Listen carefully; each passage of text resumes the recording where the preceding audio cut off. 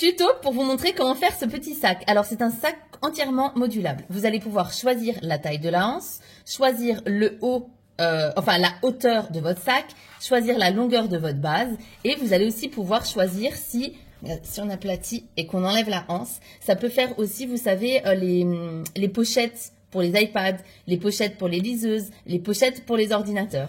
Je vous montre tout ça. J'ai choisi de doubler mon fil parce que c'est un fil qui est assez mou et je veux que mon fil soit un petit peu plus dur, qu'il se tienne. Donc, je vais commencer par faire une chaînette. Donc, pour la chaînette, je vais la faire tout simplement de la taille du bas du sac que je veux. Donc, ça, c'est vraiment selon vos goûts personnels. Alors, pour ma part, j'ai opté pour une chaînette de 27 mailles en l'air. Comme ça, voilà, ça me fera une distance qui me plaît pour un sac. Et donc, je vais venir faire des mailles serrées tout le long. Mais je ne vais pas travailler dans mon petit V, je vais venir travailler dans l'arrière de mes mailles. Donc, vous voyez, quand vous tournez votre maille, vous voyez ces petites bosses, et bien c'est là-dedans qu'on va venir travailler. Parce que comme ça, le bas de notre sac sera plus joli. Moi, je préfère comme ça. Donc voilà. Donc on ne va pas venir travailler dans le premier qui se trouve un petit peu en dessous du nœud, mais dans le deuxième. Donc pour cela, le premier, c'est toujours un petit peu difficile parce qu'il est serré. Donc vous passez donc en dessous de votre petite bosse. Ok. Donc il faut forcer un petit peu avec le crochet. Hein. Attendez, hop. En plus, moi, j'ai les mains qui glissent. Voilà, vous passez en dessous et vous faites tout simplement donc un jeté que vous ramenez en dessous. Donc c'est un petit peu dur, hein. Ça c'est normal, mais vous verrez que ça vaut la peine parce que franchement le résultat est quand même plus joli. On fait un jeté et puis on ramène à travers nos deux brins. Donc voilà, hop. En plus, moi j'ai choisi un crochet un petit peu plus petit pour que mon sac soit bien serré. Donc c'est vrai que voilà, c'est toutes des choses qui font que cette chaînette va peut-être être un petit peu plus longue à travailler, mais voilà, vous verrez que ça vaut quand même la peine. Alors, si vous préférez travailler dans le petit V, c'est la même chose, vous pouvez le faire. Voilà, moi en tout cas, je vous conseille l'arrière parce que ce sera plus joli. Voilà, donc on va faire ça jusqu'à la dernière et on se retrouve donc à la dernière pour vous montrer comment on va tourner.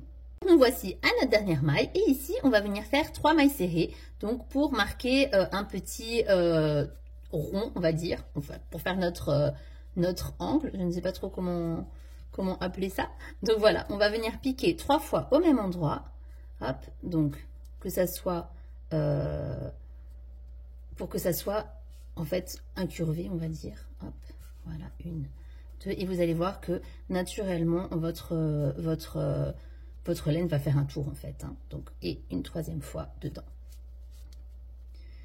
Voilà. J'enlève ces petits points là et je fais ma dernière maille serrée.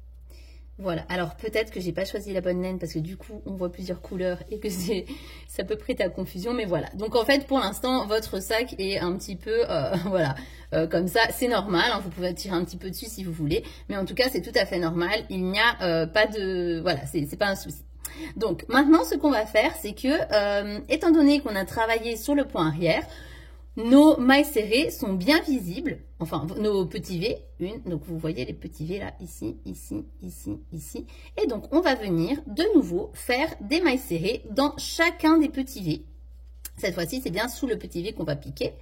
Et on se retrouve à la dernière une nouvelle fois, parce que dans celle-là on travaillera différemment. Donc, je vous montre le premier. Donc, vous venez piquer en dessous de votre petit V. Alors, encore une fois, ça va être difficile de passer en dessous parce que c'est un point qui est très serré. Mais vous en faites pas, pour les prochains rangs, ce sera plus simple. Voilà, je voulais passer en dehors caméra parce que sinon c'était trop compliqué. Donc voilà, vous voyez que j'ai bien piqué en dessous de mon petit V. Donc, je refais mon jeté que je passe en dessous. Hop. Allez, petite laine, ouh là là là là. Mais vous voyez, mon sac, il va être bien serré et il n'y aura pas de trou, donc c'est très bien. Donc, je fais mon jeté et je ramène à travers les 2 brins sur mon crochet. Et donc, je fais ça sous chaque petit V de mon ouvrage jusqu'au dernier. Bon, là, je vais de nouveau vous laisser. Donc, jusqu'au dernier et on se retrouve donc ici sur ce dernier-là. Et donc voilà, on est arrivé à la dernière petite maille de notre tour. Et ici, on va venir faire 2 mailles serrées à l'intérieur pour, voilà, marquer la fin de notre rang. Donc, hop, on y va. Je suis désolée, mais je force beaucoup, c'est pas joli en vidéo. Mais il faut faire comme ça. Voilà. Donc, on a notre première, hop. Voilà. Et notre deuxième qu'on pique au même endroit, du coup. Hop. Voilà.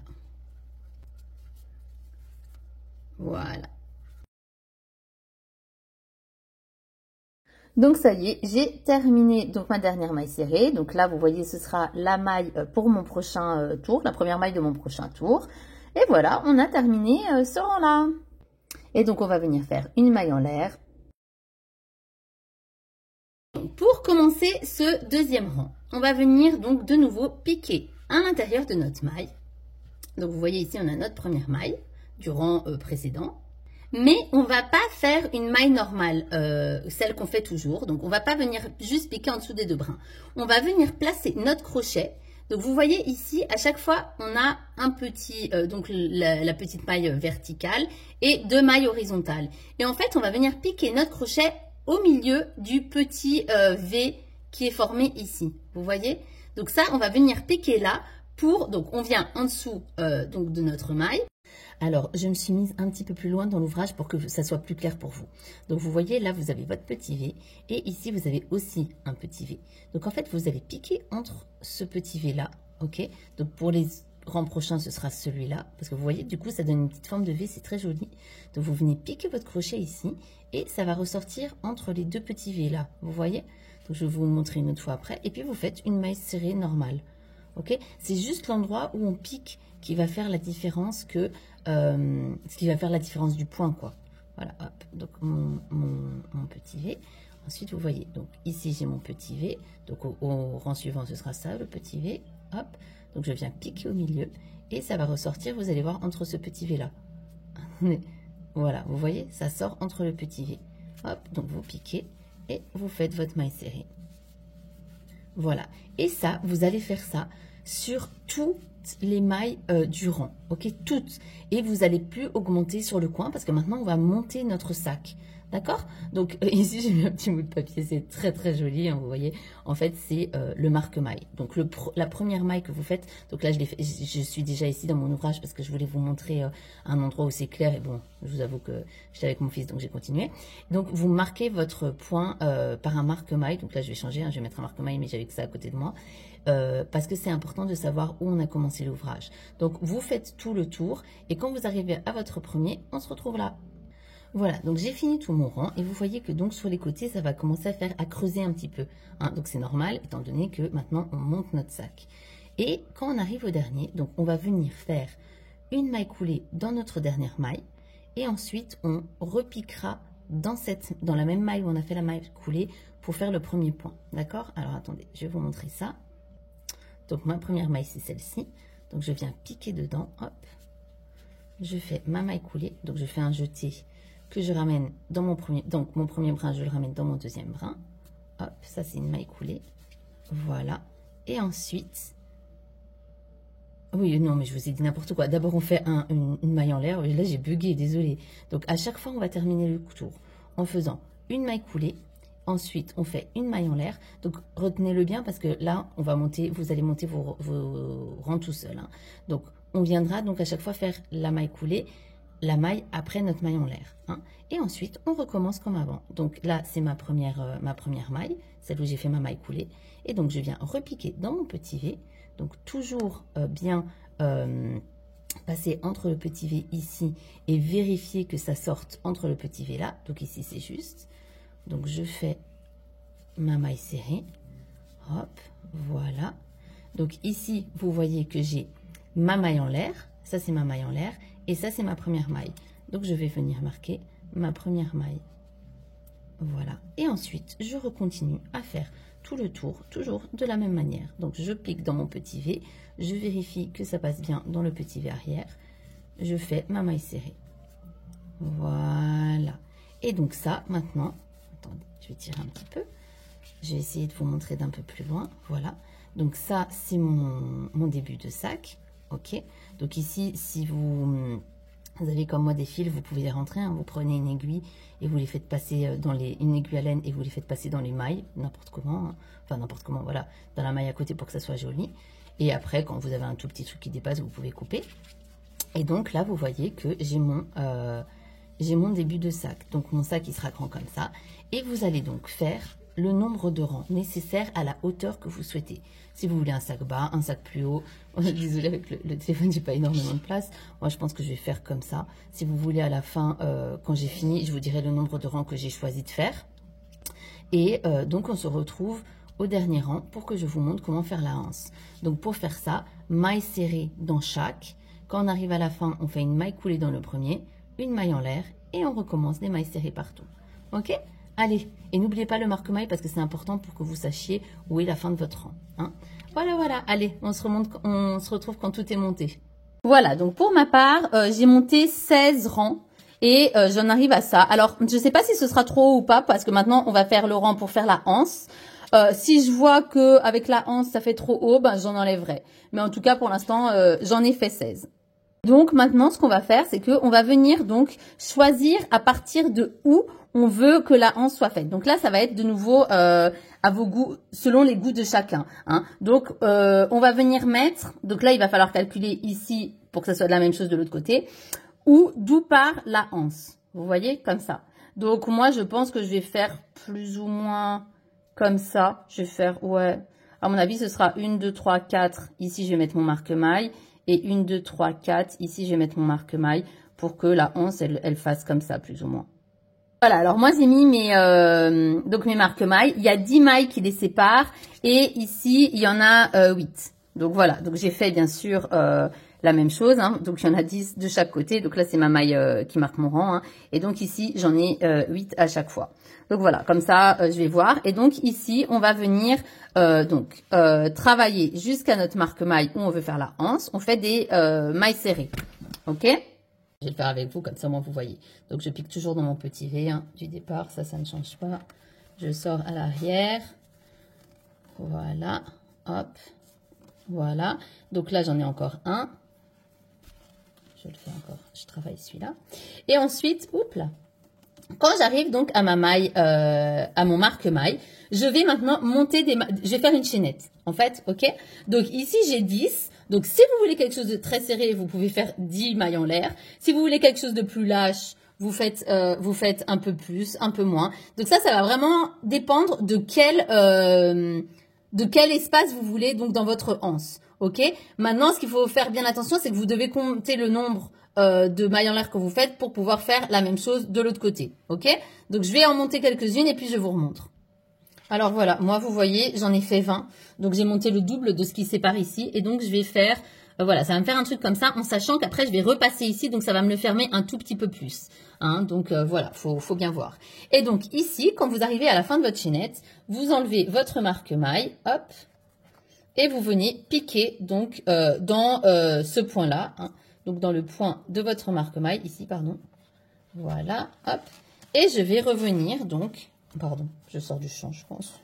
Voilà. Et je vais donc continuer mon rang en faisant de nouveau, en piquant au milieu de mon petit V et en faisant donc des mailles serrées, donc en piquant au milieu, donc jusqu'à mon prochain marque-maille. Quand j'arrive à ce marque-maille-là, je vais de nouveau faire une chaînette. Donc, pour ma part, je vais en faire 20. Ok, donc quand j'arrive ici, j'en fais de nouveau 20. Je repique ici et je viens terminer mon rang. Et on se retrouve ici.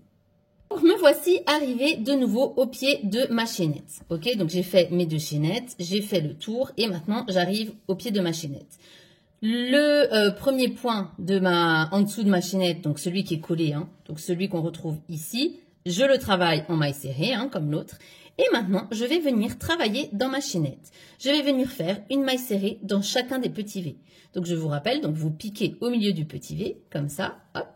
Vous ramenez votre fil et vous faites votre maille serrée. Voilà. Et donc ça, vous le faites tout le long de votre chaînette. Hein. Donc, il n'y a rien de compliqué là-dedans. Je ne vais pas le faire avec vous pour que ma vidéo ne soit pas trop longue. Hop, vous voyez, je pique donc bien au milieu de mon petit V. Je ramène et je fais ma maille serrée. Donc, on se retrouve à la fin de la chaînette. Donc, voilà, j'ai travaillé toute ma chaînette en maille serrée. Et donc, j'arrive en bas de ma chaînette et je vais donc venir piquer sur ce petit V. Donc, vous voyez, là, c'est où est ma chaînette et c'est le dernier point c'est là où j'ai commencé ma chaînette, on va dire.